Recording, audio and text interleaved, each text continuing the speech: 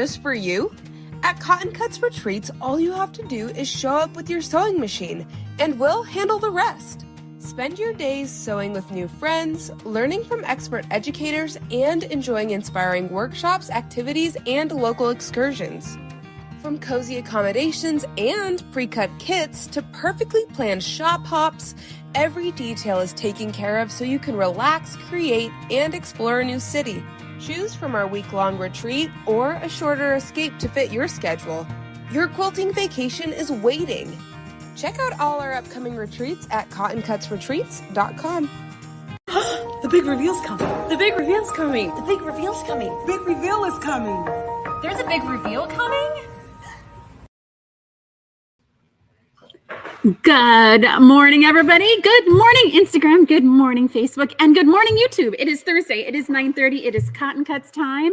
Thank you guys so much for joining us live. I see people checking in. You guys are coming in from some pretty cold places. I am actually very cold today. It is like super not warm in St. Louis. It's been about 50 degrees plus or minus 2 degrees and raining all week. And so I think today we're due some sun, which is fantastic because that is re-energizing to me. Oh my gosh, people checking in from North Dakota, Minnesota. I know it's cold and I think you guys some people are saying forecasting snow. That feels Halloween to me. When I was growing up, Halloween was always the first time that it would snow, was always Halloween night. And so that feels Halloween night. So clearly, we're doing a theme today. We are all about Halloween at Cotton Cuts today, which of course is the big holiday tomorrow. And so we've got a lot of fun Halloween projects for you guys. We've got some last minute things you can put together before the big day tomorrow. And I'm going to give you bad word. What's a bad word?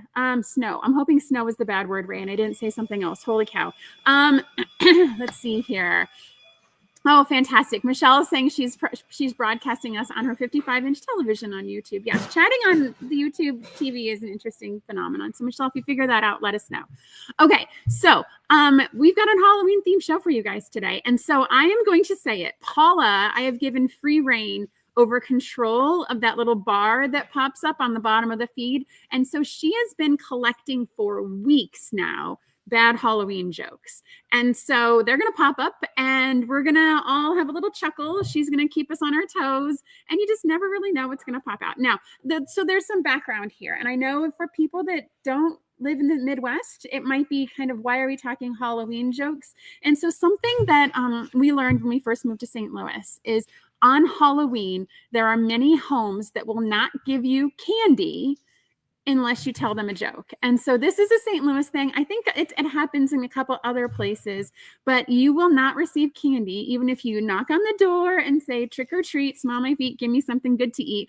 You have to tell a joke. And so that's kind of the catalyst for all the jokes that we're going to see today. I know my kids are still auditioning their jokes for when they go. Oh, dear Lord. Here's our first one. So the first one is, why did the ghost become a quilter? Oh, and I think they're all quilting themed, guys. So you might be able to get a good joke here. So Paula, why did the ghost become a quilter?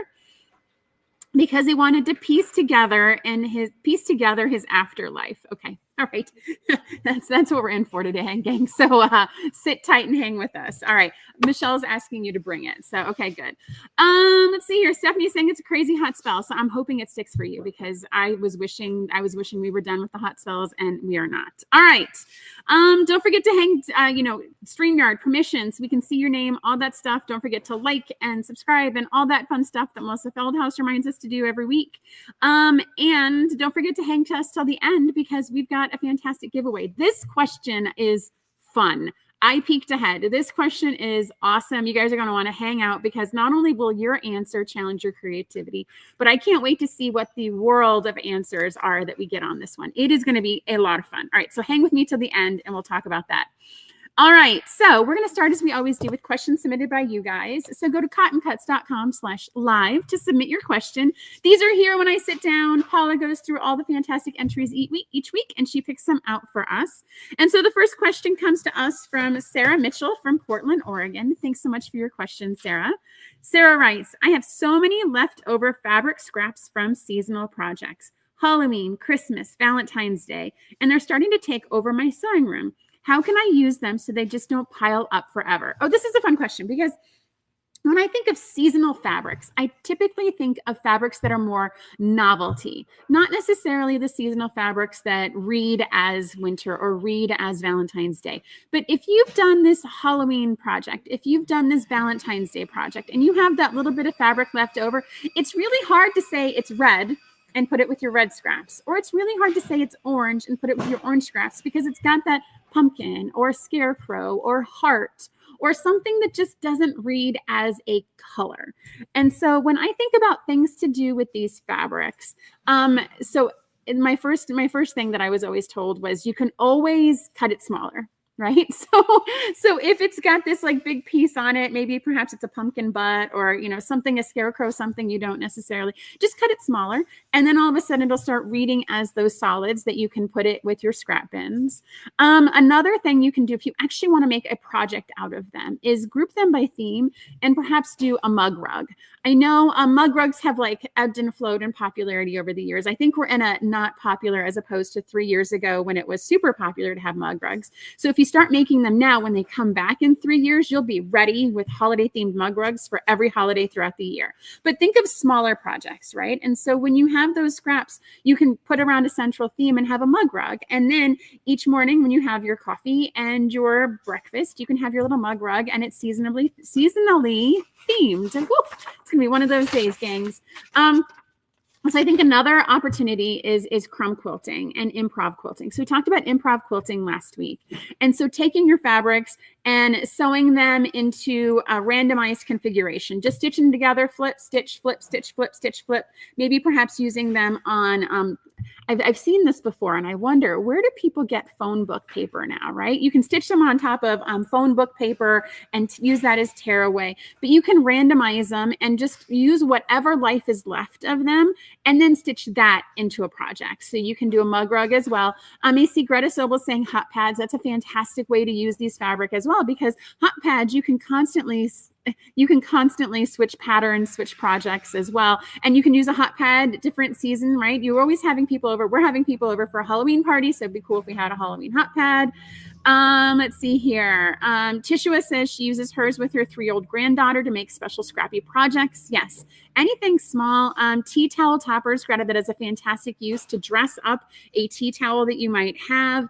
Mug rugs, gift bags. We also have, and so these questions are just here and things are on the table when I sit down. And so I'm assuming that Paula wants me to share this idea when we start talking about small pieces. And so this is something that Cheryl on my team did for us last year. And so she had a bunch of Halloween fabrics left over. And so she made us all coasters because it gets humid here in St. Louis and it, things get wet when you have cups on racks. And so these were very simple to make. It was just the hexagon of fabric. And rather than having to do any sort of bias edge buying, she took the backing and flipped them forward and top stitched them on the front to finish them. And they've got a little piece of batting on the inside here. So that's another fun little quick project that you could do. It's more just determining the shape. These ones are hexagons. You could do circles, you could do squares, you could do whatever you wanted, but this is a fun way. And then you can gift these to people and they will have them when they need them. And then I've seen recently a resurgence of using scraps to make bookmarks. And I love this idea. And so it's something that came as an offshoot about a year ago, where people used to take kind of a fusible piece and put all your scraps on it and then just top stitch and just quilt on top of it and stitch all that fabric down onto whatever the background fabric is. And so now what folks are doing is they're taking that base layer of fabric, putting their scraps on, stitching all over it, and then using pinking shears and cutting bookmarks. And so that is a fantastic way to make a fun, bright, everyone gets their own unique individual bookmark. But fabric bookmarks I'm seeing as a trend of something that people are starting to make more and more of. And so it's just another one of those things to consider. I know when you're thinking small projects, we go to the kind of the tried and true staples and favorites, but fabric bookmarks is also another potential option there as well. And that's also, I see a lot of people looking for gifts for teachers, for holidays, and a quick little thank you for someone special. The fabric bookmark is a fantastic idea. And so with that, you guys have been doing a fantastic mug rugs, placemats. What else do you guys do with your leftover fabric scraps that are seasonally themed that might not necessarily go in a traditional stash scrap organization system? All right, Sarah, fantastic question. Thank you so much for that. Very topical too, because I'm about to start talking about some quick bags that you can make using your scraps left over from your holiday fabrics. So thank you, Sarah. I hope all is well in Portland for you. All right, what's that? Oh, sorry. I get so talking away. Paula's popped up a new question. She says, what do you call a haunted sewing machine? I will say not one that I want to use because I want to make sure that it actually works. Let's see here. A singer from the other side. Woo, okay. Let's see here. All right. Good one, Paula. A singer from the other side. All right. Meg is jumping in on the Halloween jokes. She says, what is a ghost's favorite plant? Bamboo. I think that's going to be Dominic's, Meg. That's a fantastic one. Lat mats like placemats, but just for a plate on your lap. All right. Fantastic. Second question. Boy, we are moving here. All right. Second question comes to us from Jean Steinheiber from Sin City Center, Florida. She asks, what are the dates to order kits for the next puzzle mystery quilt? Okay, this one I can answer. Oh, all right. So Under the Sea is our current puzzle mystery quilt. So that one we are about to ship Clue 4. Clue 4 is going to ship tomorrow. We are finishing up Flyway. And so when we finish one puzzle mystery quilt, it's time to start thinking about the startup of the next one. So our next puzzle mystery quilt will start signing up the Friday after Thanksgiving. It has always been the Friday after Thanksgiving. That's when we open signups for the next puzzle mystery quilt. Signups will open on that Friday. If you are a Flyway detective and you've made it to the end of the program, you will, as a bonus, get access a day early. So you'll be able to sign up on Thursday, beat the rush, not have to set your alarm at 7 o'clock, because as we all know, some of these colorways sell out in 22 minutes. And I hate it every year when people are mad because they sleep in or they miss an alarm and their favorite colorway is sold out, but they sell out very quickly, you guys. I am so sorry when that happens. There's only so much we can do. And we're looking at the colorways. We're finalizing colorways. We're getting fabrics in. And some of them are going to be one and done because there's only a certain amount of fabric at the suppliers. And so please, please, please, December 5th, 7 o'clock Central, set your alarms. Make sure you guys are ready and have checked out the colorways. You have a plan. You know what you're going to get. You know what you're going to sign up for, because we want as many people to participate as possible, and we want you to love your colorway that you select. All right.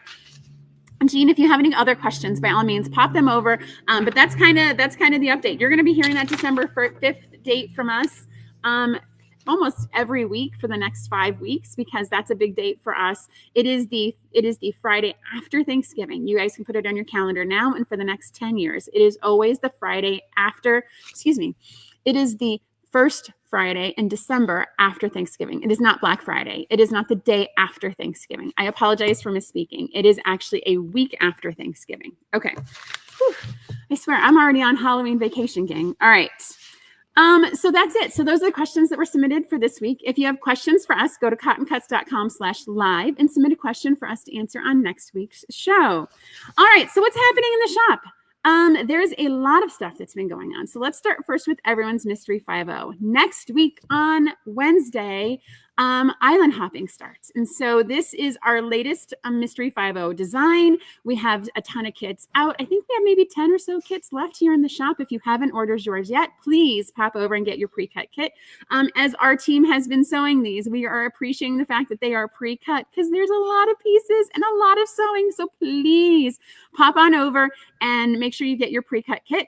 I actually have been piecing together my Wonderland in the background. I am actually the only one that picked this colorway. It was lost and unloved, but it is okay because you'll get to see it as I show and demonstrate each week as we drop new clues. You guys will get to see the Wonderland quilt come together. It is actually, it makes me very happy. I'm loving the fabrics, and I think that's probably part of the joy is that as you're sewing, you're loving the fabrics that you're sewing together. I want to talk about a program change for Mystery 5.0. And so if you've been following Mystery 5.0 shops, you've seen this. And we mentioned it a little bit last week as well. So Mystery 5.0 is a program that administers this program, and we are a participating shop. We participate by having pre-cut kits. We're still the only shop that really does everything 100% pre-cut for you guys. And the program was originally structured to be 4 mysteries a year, every quarter. And they came up with this idea of having these mini mysteries that they're starting to sprinkle in. And so what the administrators have done is they've actually extended the timeline of the program. So instead of having 4 a year, it's going to be 3 a year. And it's not quarterly, it's once every 4 months. There'll be what they're calling a mega mystery. So island hopping is a mega mystery. And so it's going to start sewing. And then in 4 months, we're going to start luau, which is going to be the third one of this year and the last one of the first year. So they're changing it from 4 a year to 3 a year. And so I know when we first started, we talked about if you do all 4, you'll get a bonus pattern, a bonus project, a bonus quilt. And so that is still going to apply, except for instead of having to do 4, you only have to do 3. So if you've done aloha, island hopping, and luau, you will get access to this bonus pattern. We're going to have kits, you guys. The quilt is really cute. You're going to want to do that bonus, but you will get that pattern for free for participating in the first 3 in the program. Now, if you're just joining us and you just heard about Mystery 5.0 and you miss out on Aloha, it's still not too late. We have a couple of those kits still left in the shop. And in fact, I'm going to give you guys the super early scoop that the Kona Eclipse, which is, oh, it's here on my chair. That's why it's here on my chair. So we've got the Kona Eclipse. So this colorway, our Halloween themed, is on sale for 25% off between now and midnight tomorrow night. So if you've been eyeing the Halloween quilt and you didn't get a chance to make one this year, this is a fantastic program. It is all pre-cut, so you can get it stitched, you can get it long-armed, and you can get it ready to go for next year. Dawn did this one, and she posted a picture in our group because it sits on her front porch, and it's going to be ready for her for Halloween for this year. So, and we love those Nevermore fabrics. They're actually really stinking cute. All right. All right, so that's everything on Mystery 5.0. 3 quilts, 1 free pattern, island hopping, which is starting now. We're stitching it up. It's actually going together. It's going together well. I would say the piecing is really, really easy on this one. It is a lot of pieces, but the piecing is actually pretty easy on it. Okay. Let's see here. Our snippets have shipped. So if you are a snippet member, that wait list is going to be opening up soon. So if you are interested in joining snippets, perhaps subscribed and changed your mind, you can definitely come back to that. We're going to be opening that up here very soon as well. Those snippets are a great way to keep our trash out of the landfills and make sure that we're making fantastic projects. November Cuddle Books. So our Cuddle Book members are those folks that get to choose which one of these fantastic little books they're going to receive. They get a choice of 3 different titles. And so this is one of the titles for the month of November that you'll get to choose. And so we found another company, Tango Twist Designs, that does a reoccurring book pattern as well. So we're going to start sprinkling them in. So yes, we've got our original designer that we're using on those books, but we've actually found another kind of similar concept, but perhaps an older child. I know when we looked at Cuddle Books, the original designs were 3 to 5. As you guys can tell, these are all months of the year. So these are more for a child, perhaps 4 to 6 or 4 to 7. And so this is going to be one of our new titles that we're going to be putting into the mix for this month. And every couple of months, we're going to add one for a slightly older child. So if you are interested in a fabric book, they're still going to do the tags on them as well. But if you have an older child in your life that you think could benefit from this, I mean, I love this book. I like the educational elements that like totally gets my heart. And so sign up for Cuddle Books because you have until the 1st to get signed up in order to get in on November's book. Let's see here. We also have our November Javas. And so these are the November Java. Java is 12 fat quarters of curated batiks. And this one is actually, I mean, this one's really pretty. November is a hard month, gang, for me, because I'm not a brown fan, but these are very bright browns. And so this one would make a fantastic fall. It's almost kind of got this ombre where it goes dark to light, light to dark in it as well. And so this is a fun bundle. Our Javas are going to ship on the 10th of November. Woohoo! And last week, in the past couple weeks, we talked about our retreats. So don't forget to get signed up. You guys, I think each one is about a quarter to a third sold out. So you're not going to want to miss out. We're going to Denver, Savannah, and New Orleans.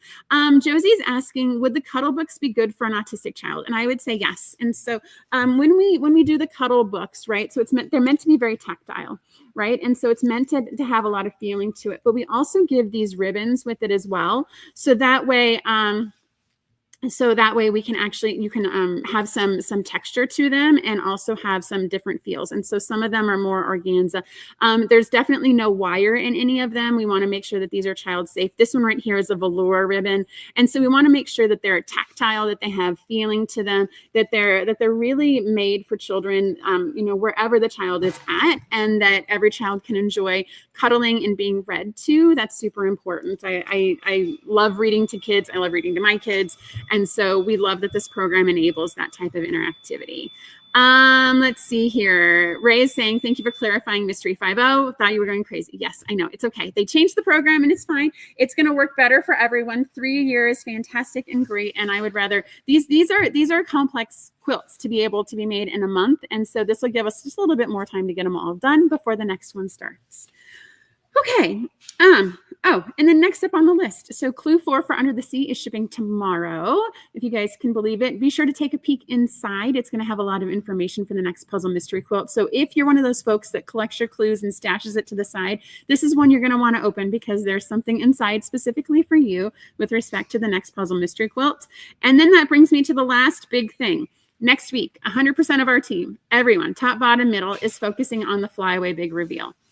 Next week, we start shipping all the borders, all the backings, all the Clue 10s, all the Stitch It border kits, all of the fabric that you guys have ordered from the shop. All the leftover fabric from Flyaway is now on the website. So if you missed out on getting backing the first time, or if you want to get fabric for borders or pillows or anything that you want for Flyaway, it's on the website right now. This was the last time we did backing the old way, where we did just regular with the fabric yardage. Starting with Under the Sea is when we started to do the wide backs, and we'll start doing wide back and pillow kits for the next mystery after that. So make sure that you guys get all that extra fabric that you might need, because you want you to be able to finish these quilts as timely as possible. The big reveal show is going to be Friday at 1 o'clock Central. We're going to have guests. Also, if you have submitted your guess as to what you think Flyaway looks like, we've been collecting those, and we're going to show some during the reveal. It is going to be fantastic. Also, all Flyaway detectives, we're going to have a Zoom sew-in on Saturday, the 8th from 10 to 2, so that way you can gather, you can see all the other colorways come together. That's a fantastic virtual way to get together in person with other Flyaway detectives and finish those quilts. And of course, because we are who we are, we give lots of prizes away. I think we give away an hourly prize to people that attend. So I think that's everything on those topics. Okay. Let's talk about Halloween. Clearly, this is the Halloween costume that I will be wearing this year. And so you guys, I love Halloween. Halloween is a fun holiday. It is one of those, I think it's just so much fun. I mean, how many times can you just walk up to a stranger's house, knock on the door, and they give you free stuff? And so I think it's such a joyful holiday that you get to give and bring joy to children. And we get to, put on costumes and become things that we might not necessarily be on a normal day. And so I know in our house, for this year, Dominic is coming over with all of his friends. They are 13, they are 8th graders. I think this is our last time they're all going to trick or treat together. But this started in our house a couple years ago because Dominic realized a lot of his friends didn't trick or treat. They didn't celebrate Halloween. They were international students. They were, immigrants. And so they didn't necessarily trick or treat. And Dominic wanted to take all of his friends with him. So he invited his friends over. They went trick or treating for the first time together in 5th grade, and they've been going every year since. And so 8th grade, I think this is our last year. This maybe.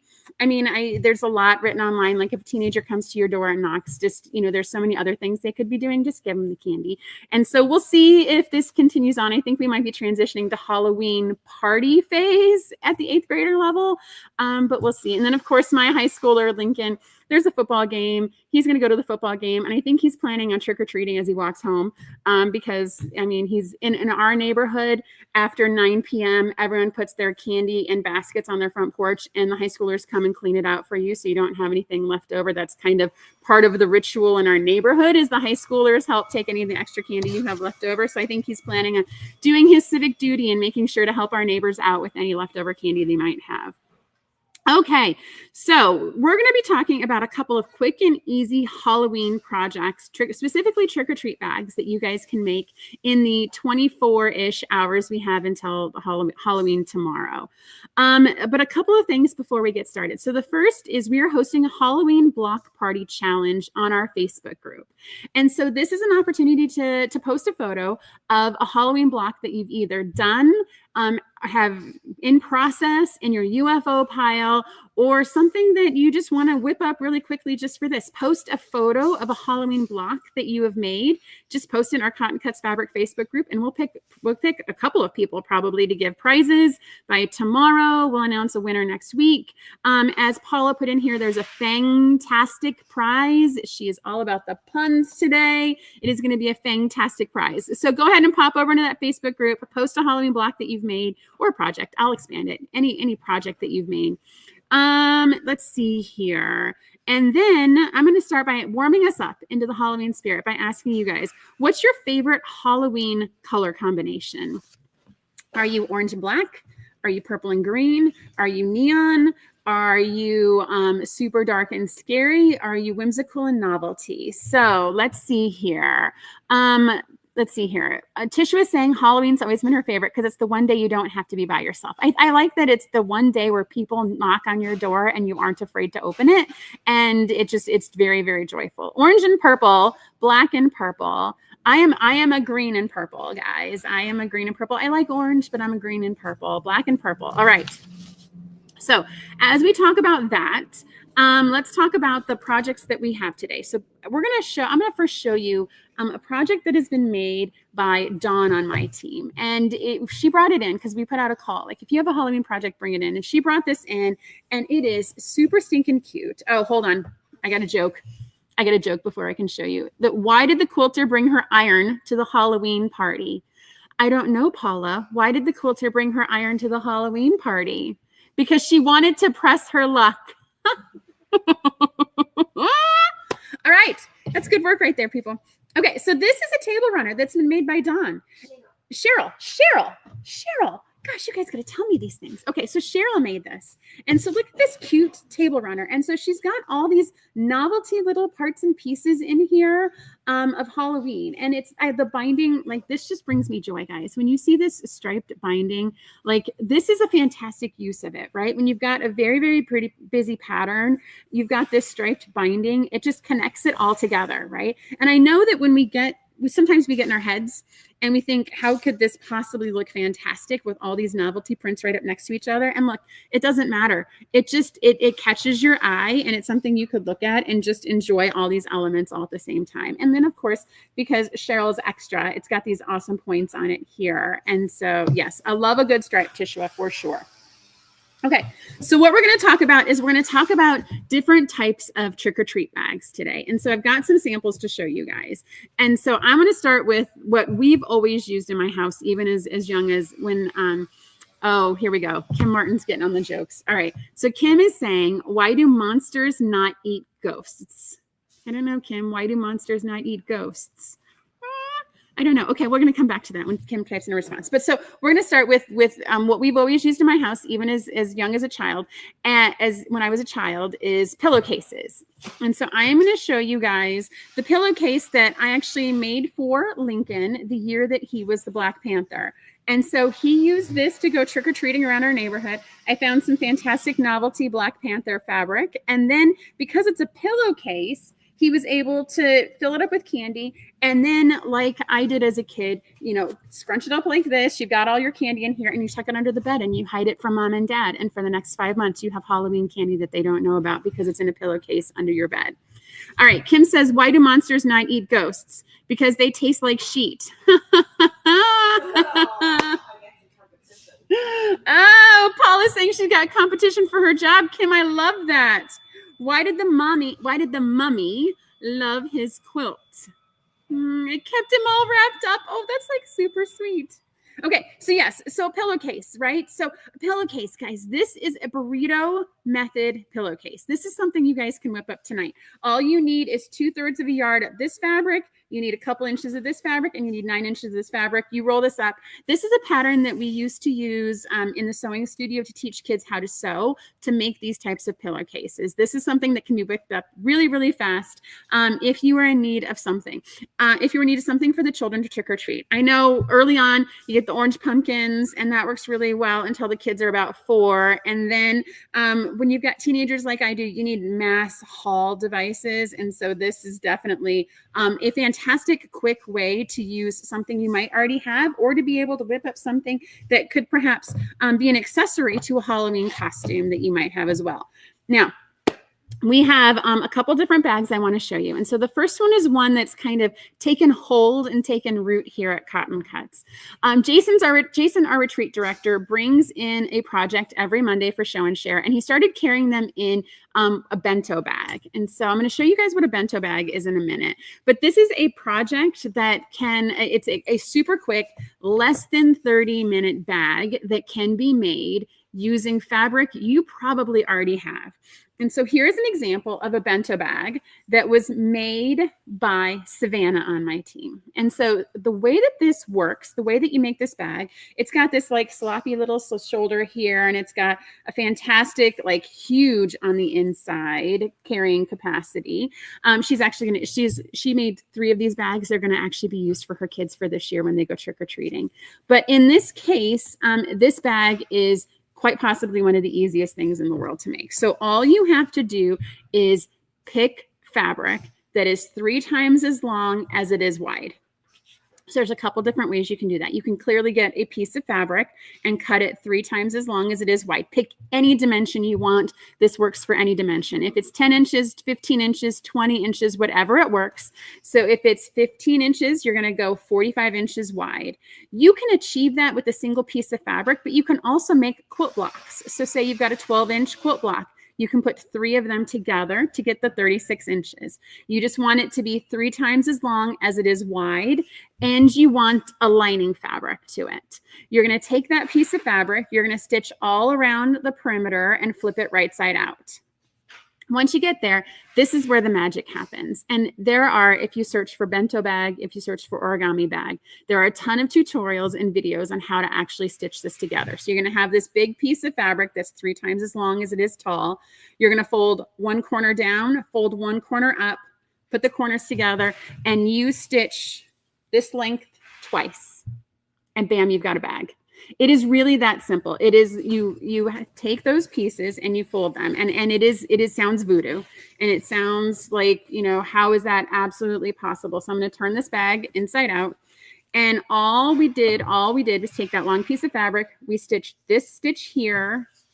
We stitched this stitch here. And then you've got the bag. And there's a little bit of finishing that goes into the handle, but it's nothing that's too bad. You're going to take those edges together and you're going to stitch them together, and bam, you've got this bag. And so this is one that Savannah made, clearly for her children. I made one that was supersized because I wanted to show you guys kind of really how big some of these bags can get. And I am a no waste quilter. I don't want little parts and pieces. I don't want little scraps hanging around.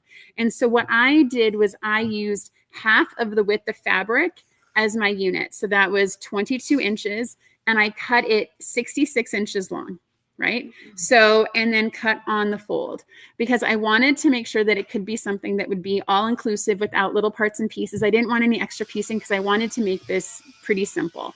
And the hardest part of it was stitching around to that perimeter, because I had to go down 66 inches, 22, 66, 22, and of course, turn it right side out. But I made this bag. And so this is going to be Dominic's bag tonight. And so this bag is ginormous. This bag is huge. But it is exactly 66 inches with the fabric. And then it is cut in half. And I've got this cute little like purple moon and stars on the inside. And so this bag is going to be for Dominic for his Halloween haul for tomorrow. But I was able to get 2 bags out of 2 prints, 66 inches long. And it took roughly 15, 20 minutes to sew this guy together. And so it's super stinking cute, guys. This bag is, I'm pretty sure within the next week or 2 here, almost everyone. Does Dominic fit inside, Jana? I might have to test that out and see, but I think lifting him might, it's fabric. I don't necessarily know if I trust my stitching that much, but Dominic might fit inside this bag. But, when we go trick-or-treating with this group, there's always a wagon, and we help the kids carry their haul as well. Okay. What else can you whip together tonight for tomorrow's big adventure? And so, Savannah did the basic tote pattern. And so this is a pattern you guys can find as well. These are all readily available. They're very, very simple in concept. And so this one is called I'm going to get the official title. It's the classic tote. Like, it's literally that hard. And so the way that this works is it has two pieces of fabric that are on the front and the back, and then it has two pieces of fabric that are used for the lining. And it uses fusible interfacing. And so the interfacing helps give this bag structure, because if it was just the fabric, it would collapse. I mean, it still collapses down, but it wouldn't hold its shape as crisply as this beautiful bag does. And so Savannah chose to piece her outside. So these are just squares of fabric, squares of Halloween fabric that she's been collecting out of our scrap bins, squares. And the hardest part with making this bag, again, watch the tutorials, watch the videos, is that you actually take the outside pieces and stitch those right side together.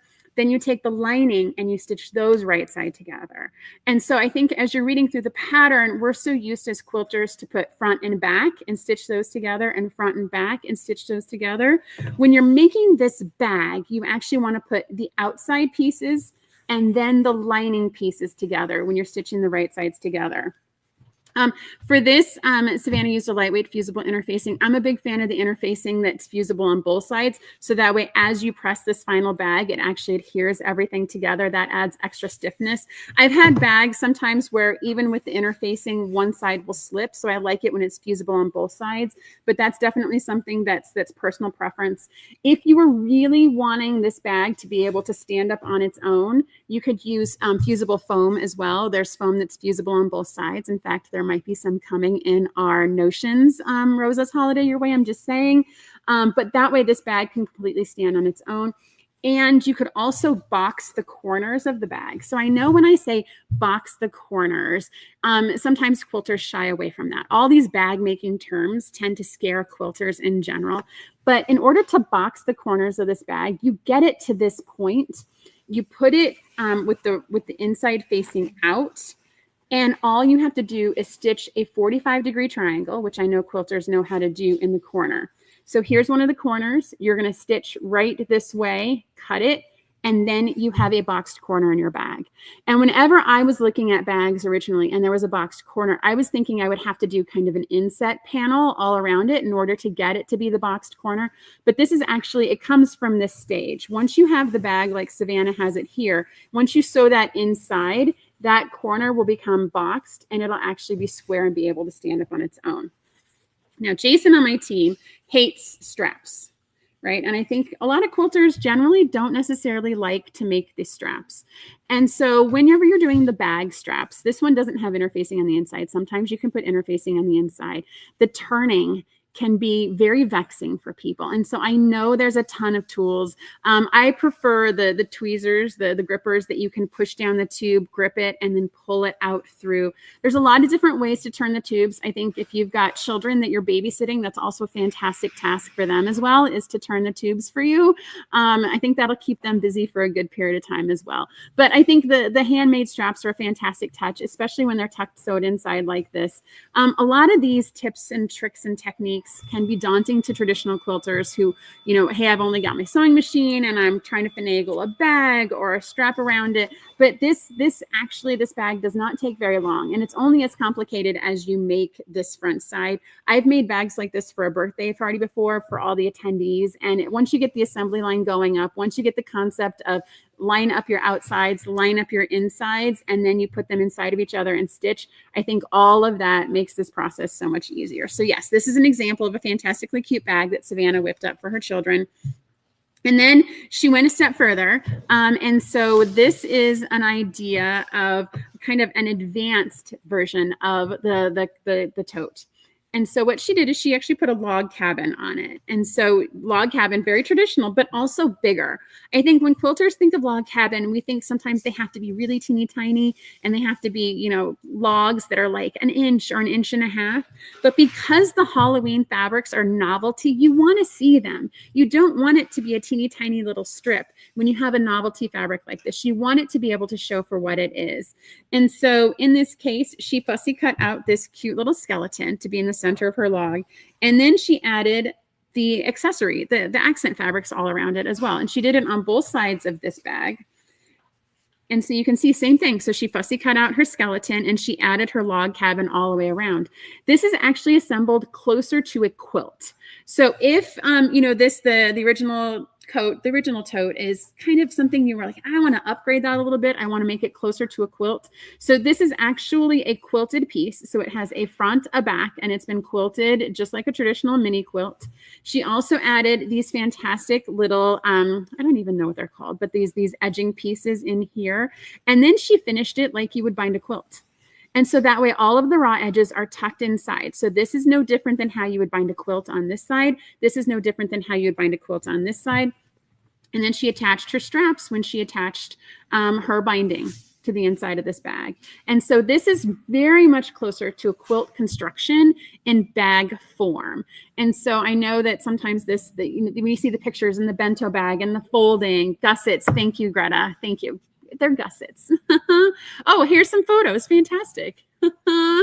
Yes. So these are Savannah's children, and they are modeling her bags that she just made for them. Are we using batting inside instead of fusible? Yes, Ray. So for this one, since this is closer to a quilt construction, I wish you guys could feel it. There's actually batting on the inside of this one, and it's been quilted. So all that batting can stay in place, and then this bag can be washed as well. And she used a lining on the inside of it that's closer to construction of the first bag, but it is definitely batting on the inside of this one. So it is thicker as well than the traditional tote, which is typically more flimsy and more floppy. And so as you're looking at this as well, I know that these are bags we're making for a specific event, right? These are being made for Halloween. You can extend this to make it for literally anything. But if you're stashing these, and these aren't things that you're going to be using frequently, right? This is going to be typically bulkier to store and stash because it has the quilt batting on the inside of it and because it has all these binding pieces on it, as opposed to this guy, which will fold down pretty flat and can be tucked inside of a purse. And then this bento bag, guys, is the floppiest of the floppy. This guy could be used as a market tote. It could be tucked inside of a purse. It could be inside of your car. This one, since it's literally just the fabric sewn together with no interfacing, with no stabilizer, it can actually be taken down pretty small. And you could also, in infinite creativity, get ribbon and tie it together. And then this stores down super, super, super small. Let's see here. Janice says you could do quilt as you go. That's absolutely true as well. Especially since you're on this side, you could attach it directly to your batting and to your backing and quilt as you go to get the same effect. Okay, let me see. I think I've covered all of our projects that we have here today. So those are the ways in which the Cotton Cuts team is really kind of making Halloween personal, right? And I know that, there you can go buy costumes and you can go buy bags and you can buy all these things, but this little personal touch. And I even remember I still have some pillowcases that I used as a kid. They were just so meaningful to me, and they held my candy for so long. And my children, like every year, they go to the closet and they pull out their favorite pillowcase whenever we go trick-or-treating. And so this is just a fun way to make it personal. And as I have younger nephews and a niece, I am looking forward to being able to gift them these types of bags for them to be able to trick and make memories on their trick-or-treating experience. Okay, let's see here. So before we wrap up, before we get to the super fun question, that is what I showed Dawn's quilt. What are you talking about? Hold on. I'm getting pointed at something here. Hold on one second. I did. I showed Kona Eclipse. Yes. All right. Sorry. Boss is telling me I missed showing you guys Kona Eclipse, but I definitely showed you guys the quilt on the back of my chair. Okay. So before we wrap up, don't forget to post your Halloween block in the Facebook group. Is an easy way to get prizes and an easy way to see what blocks other people are making. Now, the question for you, if you've been hanging with me to the end, if you've been with me to the end on Facebook, on YouTube, or on Instagram, find this video wherever you found it. And answer the question. If your sewing machine could cast one spell, what would it be? Okay, I'm going to say that question again because I think it's a lot of fun. And I feel like I have to pause and be able to answer it myself. So if your sewing machine could cast one spell, what would it be? All right. So would your bobbin never run out? I feel like that's a fantastic spell to cast. I feel like with my sewing machine, I wish it held enough light to be able to see everything I wanted and knew exactly when to stop. And the bobbin never ran out. And the top thread, I feel like this spell needs to be everything and all the things at the same time. Let's see here. Automatic quilting. Yes, I feel like, an extensible throat. So like the throat would be, I would cast a Harry Potter charm, and it could be an extensible throat on the sewing machine. So I could a main quilt on it. Infinite fabric for free. So Ray is, she's got the genie out and she's wanting infinite fabric for free. Finish all of her PhDs. Machine would change its own needle. Brooke, that is a fantastic skill. Tension would never get wonky. If I blink, my thread color would magically change. Oh, I love that. Not having to thread bobbins to match your thread color. I love it. Never a bird's nest. My machine would cast the spell. It would turn into a long arm. Yes, the extensible throat, or it like becomes a long arm. Like it's a transformer. Like bam, bam, bam, done. Never run out of top thread. Bobbin never run out. Perfect 1/4 inch. So Terry, I'm surprised we made it that far before that one. That's a fantastic cast. A constant 1/4 inch. A spell would be fast through practice. Fast through practice. All right. Fantastic, you guys. Thank you so much for hanging with me through the Halloween show. I hope we've inspired you to try bags. That bento bag is amazing, you guys. As soon as you pick one up and try it, it's like a potato chip. I guarantee you're never going to be able to stop. And it's a good way to use up some of those scrappy fabrics because you can piece blocks and piece them together. And before you know it, you've got a bag. All right. So that's it for us today. We will have another fantastic show for you guys next week when we talk about all things flyaway, and we have all things fun to talk about because it's what we do. And I'm sure we'll have stuff to give away as well. All right. That is it for me, gang. Everyone have a fantastic week, and we will see you next week. Happy sewing, and bye now.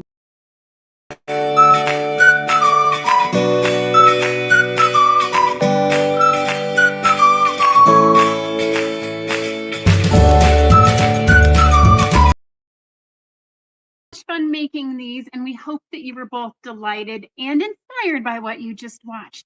This video was sponsored by Cotton Cuts. Cotton Cuts is your one stop for all the best fabric and thread memberships.